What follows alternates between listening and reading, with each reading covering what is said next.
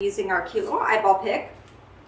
We'll be using our coordinating little sprays that go with our eyeball. Pull in some of these fun little Halloween balls. We're not gonna use the purple, but we'll probably use the black and the green.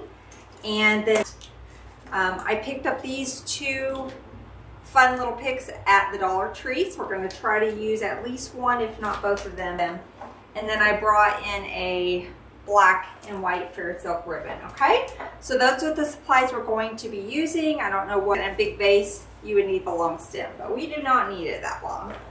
So I'm going to go ahead and let's work on getting it cut down. Now it does,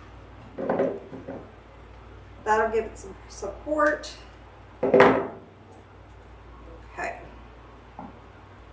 Okay, now let's see if our pumpkin looks like it's done.